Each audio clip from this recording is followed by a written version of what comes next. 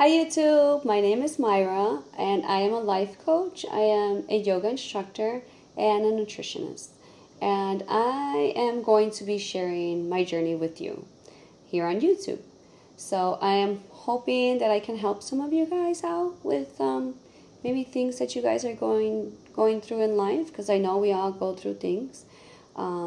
Mostly stress, anxiety, depression. I've been there. And that's what led me to my life coaching career. So I want to share a story with you guys about a young lady. We are going to name her Sarah for sake of the story. But I want to share her story with you guys. So she was 19 when she first reached out to me.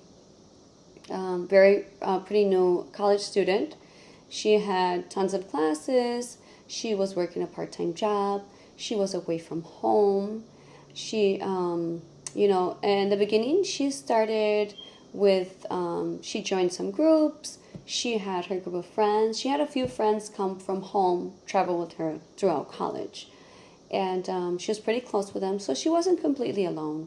But it came to the point in time where halfway through her year, she was pretty anxious. And this was her journey. She came to me at the point where she was pretty depressed. She lost a lot of her friends because she wasn't hanging out anymore. She dropped out of some of her groups, and her grades were plunging rapidly. So she finally reached out to me, and we went through an assessment. We sat down, we spoke for probably about good 2 hours, just going back on where did all the stress start piling up. Because sometimes when we are stressed in our lifestyle, we don't realize when it starts to pile up, right? So if we notice where it starts to pile up, then we can notice we don't end up back in that same situation. So as we spoke, we went into deep details on what was the most stressful part for her. And she went back to a lot of her her testing. Her tests were she was struggling with testing. She was struggling to keep up with everything. She was struggling to keep up with, going out with her friends, much less, keeping up with her groups. And that's what, it started out with anxiety. Then it first started out with stress, and then anxiety, and then it led to depression. So this young lady was very depressed. So depressed where she just wanted to give up and to go home. And that was a no-no for her, because her family and their beliefs, if you are not an engineer, a lawyer, a doctor, she had to do something. So she reached out. We spoke, we did an assessment plan, and we started with being more mindful. The first thing we started was meditating every morning. Meditating, waking up in the morning, and instead of jumping out of bed, being grateful. Grateful is thinking, oh, well, I love the way my sheets feel. I'm grateful for my sheets. I'm grateful for my pillow. Whatever you can think of while you're laying there, and you can think in your head and say it to yourself. You can even say it out loud. It's even better if you're able to say it out loud. I'm grateful for my pillow. I'm grateful for my bed. If you can see the beautiful sun beaming on you in the morning, I'm grateful for the sun. Or if you like the rain, I'm grateful for the rain. And then from there, from feeling all this gratefulness, you can go ahead and just close your eyes, maybe put some really, a beautiful type of sound that you like, or something that, is just instrumental. And then you can focus on that, and you can start thinking, okay, well, once I get out of bed and I brush my teeth, and you see yourself getting out of bed, and step by step how your day is going to go. And you start planning it in your head how your perfect day is going to go. And you do it from the beginning until you're back in bed again. How your commute is going to go, how it's going to be okay, there's not going to be much traffic. How if somebody starts beeping at you, you're going to be okay with that, because you are in control of your own emotions. And then you're going to see that wonderful lunch. And then after that, if you make out that whole day in your mind and it goes perfectly, somehow you trick your mind into you're having the power to do it. And then you start seeing synchronicities happen, like, oh, wow, well, I told myself I was going to find this amazing sandwich at the coffee shop, and I found it. So it's important to tell ourselves what we want. And why we're meditating is the best part of it, because you can tell yourself how you want it to go and visualize it and feel as you're visualizing. That's an important part of meditation and of gratitude as well. When you think, oh, I love my sheets, feel your sheets, you feel like amazing and you're grateful and you feel it in your heart. So when you start, when you're meditating and you're going to feel the sun on your skin, just being mindful of your day step by step. When we start doing that and we start feeling that, well, throughout the day, we somehow remind ourselves to feel the gratefulness, right? And that was a big part of Sarah. She was up and she was jumping and she was just going, and she had this whole schedule, and she has a schedule in front of her. I got to go here, I got to go there, I got to do this, I got to do that. And it becomes a lot for us. We are humans, and our brain sometimes plays tricks on us, right? It always wants to think, if we have a test, it always wants to think, well, what if I don't pass it? Well, what about if this happens? Well, if we can say, well, what about if this happens and it's something bad? Why don't we use our mind to think something positive and say, well, what about if I do pass it? Well, what about if I do an amazing job on it and I get an A on it? I've studied for it, so I put in the work. Why not? I am an amazing person. I'm very smart.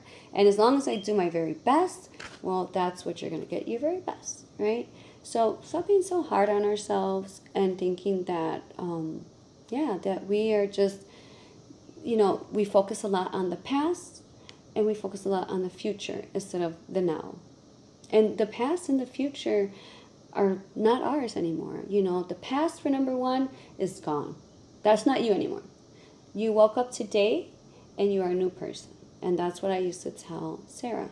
Every day you are a new person and you are able to make new choices. And she sat there and she said, that's such an amazing way to think about it when you wake up. And that's another thing to be grateful for, is that I'm going to be a new person today. You can think throughout your meditation what you don't want to do. So she started doing that every morning, and she started being more mindful. Those little tricky little negative thoughts that popped in her head, no, I'm not having that. I'm going to be happy and grateful for now. And when we're happy, grateful for now, that's when we start playing tricks on our mind, starts playing tricks on our body, right? So when we have anxiety, what happens when you have an anxiety attack? Your heart starts racing, you start feeling nervous, your body starts to shake. So if your mind can give your body an anxiety attack, why can't your mind give your body a blissful attack, right? Or a love attack, like you just feel so much love and you're deep down in your heart that you're feeling amazing. So sometimes we use our minds for the wrong things, or we don't know how to direct our minds, right? We are the driver. We are the driver of our minds, and we have to, okay, well, this is what I want to feel, and this is why I want to feel it. And we just redirect our minds. And it's not easy, because when I started my mindfulness journey, I could literally count 3 good things would pop in my mind after 100 bad things popped in my mind. So what did I start doing? I started saying, no, that's not the way it is. It's the way I want it, and it's going to be this way. So I would think about something positive instead of something negative. Or when something in the past would pop up, I'm like, no, that's not it. I'm in charge. This is today, this is me, and this is now, and this is the way now is going to be, because you're able to make those decisions. And that is the amazing thing about learning how to just juggle your journey, right? Just to change the way you think will change the way you feel, which would change your whole character. It would change the way you act. So a lot of people, well, Sarah, for instance, she stopped seeing her friends. She stopped going to a lot of her groups, and that was affecting her grades. Affecting her grades a lot. So, it took her a little while to get back on track. She started not just being mindfulness, but then we practiced breathing techniques where your heart starts to race and say, you're already in that crazy panic attack. Well, we need to ground ourselves, and take deep breaths, and, let them exhale very slowly, again, 3 or 4 deep breaths, and start focusing, I'm safe, I'm okay, it's just a panic attack, I'm going to be okay. And that's what she started doing.